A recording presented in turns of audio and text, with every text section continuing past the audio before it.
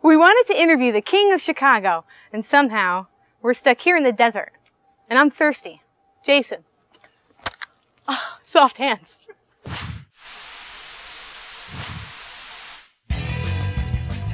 It's Be Your Own Fan TV with your host, Tyler Taminia, sponsored by M-Style Marketing. Let's head over to the MLB office and sit down with Mr. Jerry Reinsdorf, the owner of the Chicago Bulls and the Chicago White Sox. Jerry, you've always been a winner. How did you do it? Luck. Just luck? Well, you have to have a certain amount of luck. You have to work hard. You have to be honest. And I haven't always been a winner. I've had some losers. But to be successful in life, you have to be honest. You have to work hard, and you do need a certain amount of luck in the form of help from other people. You have a reputation for being loyal with your employees and the people that you surround yourself with, and it works for you. So what's the secret with that? Well, I think you want people to do good jobs. You want people to be loyal to you. You have to give loyalty to them. But it's important not to be loyal to people who don't deserve the loyalty. I mean, my job essentially, as any other CEO's, is to be a facilitator. It's to find the right people to do jobs, and create an environment for them to do their jobs. And in order to get the right kind of people, you have to make them feel that they're happy and they're being treated well, and that you're going to be loyal to them. But you also have to expect them to be loyal to you. Right.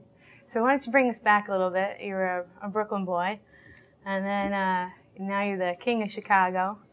So between that and where you are now, you were real estate first, and you always had this passion to be a sports owner, or why don't you talk a little bit about... I don't know about the king of Chicago business, but I was a Brooklyn boy. Come on. I was a Brooklyn boy. I'll always be a Brooklyn boy. But I came to Chicago to go to law school, and after I graduated from law school, I stayed in Chicago and worked as an attorney for the Internal Revenue Service, and then I became a tax lawyer in private practice, and then I got involved in making real estate investments for clients, and then after that, sports.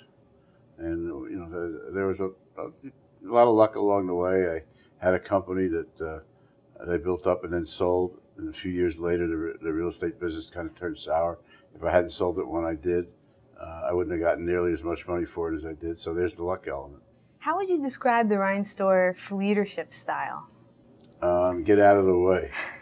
No, and I'll elaborate on that. My style basically is to identify the jobs that have to be performed, get the right people to do those jobs, and make sure that they talk to each other. I have to have the vision, the long-range planning, and I'm responsible for the overall vision of the company. But my job is not to do all the work. My job is to find people who can do the various jobs in the business better than I could. What's that style between an owner and a general manager? Well, I think it depends on who the owner and the general manager are. But Kenny Williams and I have been together since 1982. First, when he was a player, and then an executive. And so, we're pretty close. We know how each other thinks. His job is to identify talent and to evaluate talent. My job is to make sure he doesn't spend too much money on that talent. That's right. but I want to understand what he's doing, what his thought process is. I set an overall goal, for the organization, but I have to let him do his job. Yeah. Well, speaking of evaluating talent, I know how important scouting is to you. Talk about your involvement. Scouting is the lifeblood of our game. I mean, I know it's pretty common or these days, to look at statistics and computer printouts and things like that. The statistical models will never take the place of a gut feel that a scout, only a good qualified scout can have. And these guys, work awfully hard. They're hardly ever at home. They don't get paid enough money, but without them, we don't have a game. Jerry, what needs to be done in order to get scouts into Cooperstown? Oh, I think that's a long way off. Yeah? We got to get coaches in first, and I'm not sure that actually we'll ever get scouts or coaches into the Hall of Fame. But I certainly would like to get some kind of a recognition for them. I mean, right now we recognize writers and broadcasters. Yeah. Now they don't become Hall of Fame members. Right. They win the Frick Award and the Spink Award. They're not Hall of Fame members, although they like to call themselves Hall of Famers, but they're not. But I don't see why they are more important to our game than coaches and scouts. Yeah, I mean, even an exhibit would be, right? I mean, but I think there should be an award for coaches and scouts. At least put them on the same level as writers and broadcasters. I know how much charity and community involvement means to you. Can you talk about the significance of that? Well, teams take an awful lot out of a community. I mean, after all, look at the support that we get. Why does anybody go to a ball game and root for one team to win? They could just easily go to the movies. They invest their hearts and souls and money into ball clubs, and I think that creates an obligation on our part to not only try to win for them, but to give back to the community, and that's why we've tried to do it, and we can, and it's easy. I mean, because we can leverage ourselves.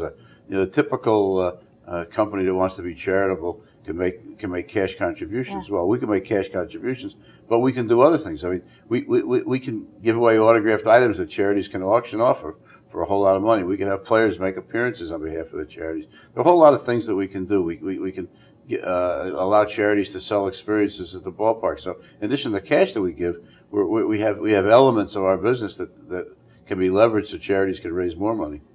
I have to say, when you guys won the World Series, it was on my birthday. I took it as a personal gift from you that October 26th? Yeah, October 26th. Actually, we won 2 games on your birthday. Yes. Again, I know it wasn't I know it wasn't a personal gift, but what's it going to take? Well, you never know that you're going to win a World Series, but also get to the postseason. Once you get to the postseason, then anything can happen. And this last year was kind of disappointing. We thought we'd get there, but we didn't. But in 05, we got there, and then all of a sudden we didn't lose. We lost 1 game. It was amazing. It was amazing. So we think we're pretty well set up for next year with great pitching staff, and I think a nice young club. But we'll see. It's a long way from sitting down here in the middle of winter to October. Yeah. Well, you might be busy during the winter meetings, so. Yeah, we might. We might. I hope so. So Jerry, what's a guy like you do in the off season? Well, remember, I don't have an off season. Right. Because I've got basketball, but I do spend the winter in Phoenix, and I enjoy the warm weather. And I usually have lunch with somebody that I know. I walk a lot, play with my dogs, take my wife's list to the grocery store, smoke a few cigars. Like everybody else. And I can get my work done out here because with a computer and a fax machine and a phone, it doesn't make much difference where I am. And I go back to Chicago periodically. Absolutely. Well, great. Thanks for sitting down. Thanks for schlepping all the way out here to Phoenix. Stay tuned for our next webisode. We're heading back to New York City. We're going to be sitting down with Adam Zucker of the Topps Company. Take a look at some baseball cards. And the White Sox were nice enough while we were out here to give us a box of Fandom. And I'll send it to the first person that tweets us. Jason, let them know how. Goodbye from Phoenix.